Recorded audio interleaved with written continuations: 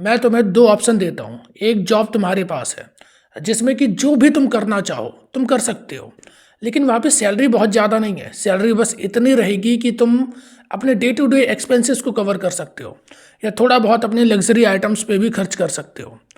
और मैं तुम्हें जॉब भी देता हूँ जिसमें कि सैलरी तुम्हारे पास बहुत है और रुपये बहुत सारा है, पर मैं तुम्हें बिल्कुल भी टाइम नहीं दूंगा किसी भी दूसरी चीज़ के लिए।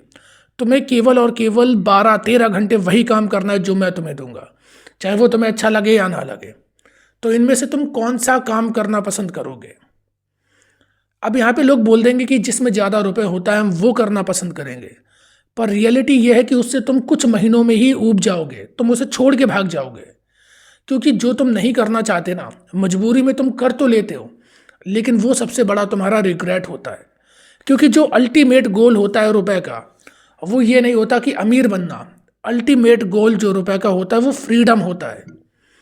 अभी अगर मैं यहाँ पे बैठा हूँ, जब हम बच्चे थे तो सबके मन में होता है कि जब हमारे पास रुपए होंगे हम वो वाला खिलौना लेंगे, जब हमारे पास रुपए होंगे तो हम वहाँ पर घूमने जाएंगे, जब हमारा इतना बजट होगा तो हम उस होटल में जाएंगे या वहाँ पे ट्रिप करेंगे। ये सबके प्लान्स होते हैं। जब हम बड़े हो जाते हैं, जब हम कमाने भी लगते हैं, तब भी हमारे प्लान्स यही होते हैं कि जब मैं एक लेवल पर आ जाऊँगा, इतने रुपए मेरे पास होंगे, तो मैं ये चीज़ करूँगा। फिर हम सेविंग करते हैं कि एक ऐसा टाइम आएगा जब मेरी बॉडी की इतनी पोटेंशियल नहीं होगी कि मैं काम कर सकूं, तब मैं क्या करूंगा। तब उसके लिए हम सेविंग कर लेते हैं कि तब एक वो 60 साल की एज आएगी, उसके बाद हम आराम से बैठेंगे या लेट कर खाएंगे। ये सबके प्लान्स होते हैं। मतलब कि अल्टीमेटली अगर तुम प्लान पे जाओगे तो उसका केवल एक छोर तुम्हें मिलता है, फ्रीडम। फ्रीडम जो भी तुम करना चाहो, फ्रीडम जो भी तुम खरीदना चाहो, फ्रीडम जहाँ पर भी तुम जाना चाहो, फ्रीडम जो भी फैसले तुम लेना चाहो। अगर तुम्हारे पास रुपए नहीं है और तुम किसी और के ऊपर डिपेंड होते हो, तो कभी भी तुम खुद से डिसीजन नहीं ले सकते हो। या जब तुम्हारे पास कम रुपए होते हैं तो तुम्हें डिसीजन लेने में बड़ी मुश्किलात आती हैं। जैसे कि जब मेरे पास उतना बजट नहीं होता था, उससे पहले जब मेरी पुरानी वीडियो देखोगे तो वहाँ पे एक छोटे से छोटे इक्विपमेंट के लिए भी, कि सेटअप मुझे कैसा करना, उसके लिए भी मुझे सोचना पड़ता था कि अब मैं क्या करूँगा। किस तरीके से हम 10 चीज़ें देख रहे हैं कि इससे सस्ता से सस्ता कोई अच्छा ऑप्शन मिल जाए, कि कम रुपए में एक अच्छी क्वालिटी वाला कोई चीज़ मिल जाए जिससे कि मेरा काम चले। मतलब कि जब आपके पास रुपए कम होते हैं तो आप बहुत ज़्यादा कॉम्प्रोमाइज़ करते हो।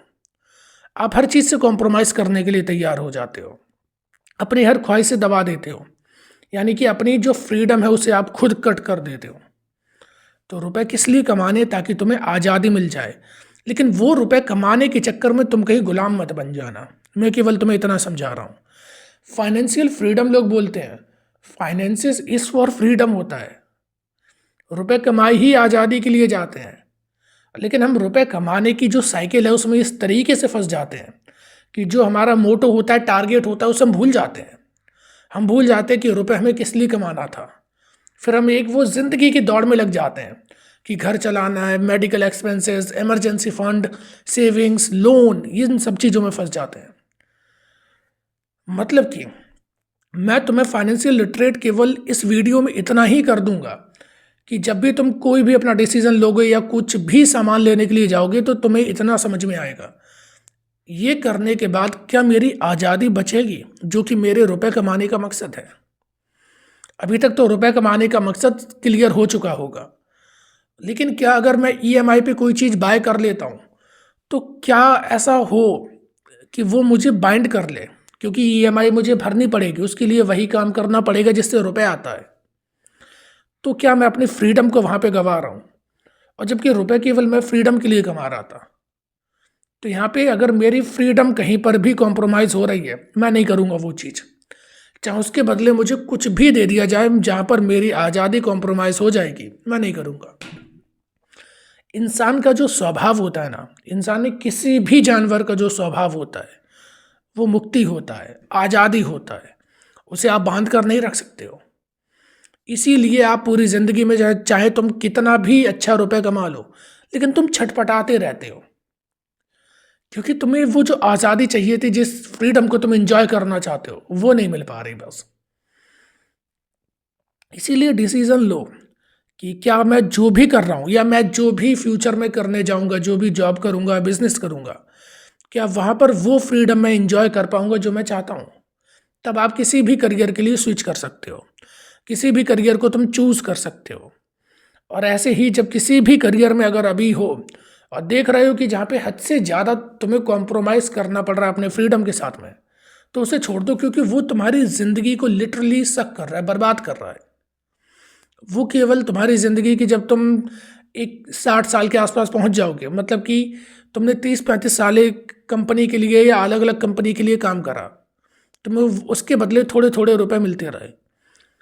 लेकिन जब तुम देखोगे कि मैंने हमेशा अपने फ्रीडम को कॉम्प्रोमाइज़ करते आया, तब तुम्हें रियलाइज़ होगा कि ज़िंदगी ही कॉम्प्रोमाइज़ हो गई।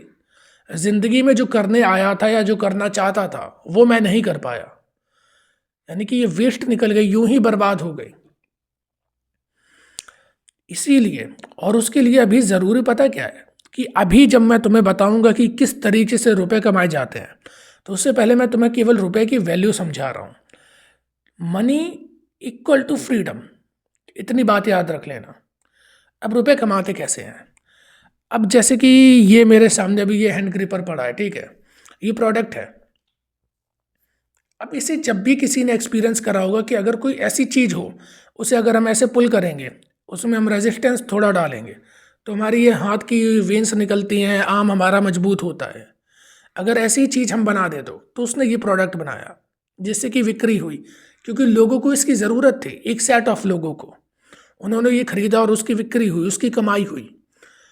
अभी जो मैं तुम्हें बता रहा हूँ, वो अगर मैं किसी कोर्स बनाकर बेचने लगूँ फाइनेंशियल फ्रीडम का, तो जिन जिन लोगों को उसकी ज़रूरत होगी वो देखेंगे, वो मुझे पे करेंगे उसके बदले।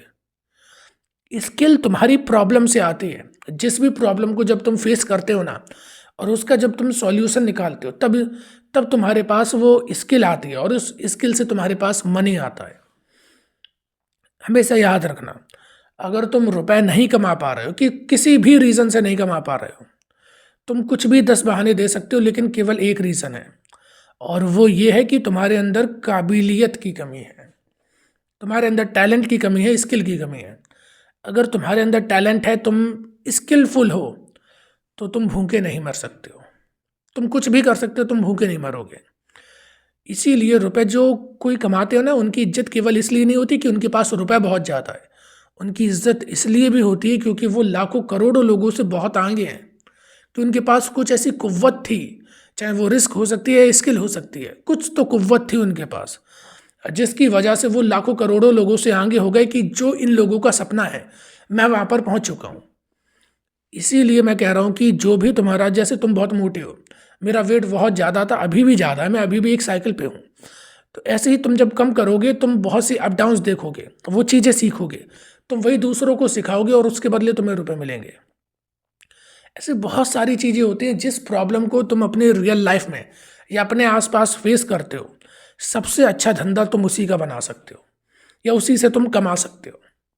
इसीलिए, और कमाने का सही टाइम मैं तुम्हें बताऊं, 18 साल, 17, 18, 16 साल से कर लो, 18 से कर लो। 20 आते आते बहुत लेट हो जाता है, मैं भी लेट हूँ। इसीलिए मैं बता सकता हूँ, तुम अगर 16 के हो, 15 के हो, स्टार्ट कर सकते हो। 18 के हो तो ज़रूर स्टार्ट करो उसे। रुपए कमाना बहुत ज़रूरी है, बहुत ज़रूरी। जब तुम 20 में आओगे ना, जो तुम्हें फिर रिग्रेट होगा 20, 21, 22 में, तुम्हें वो नहीं होगा अगर तुम 18 में काम कर लोगे। और मेहनत करोगे तो सक्सेस तुम होगे, बिल्कुल होगे।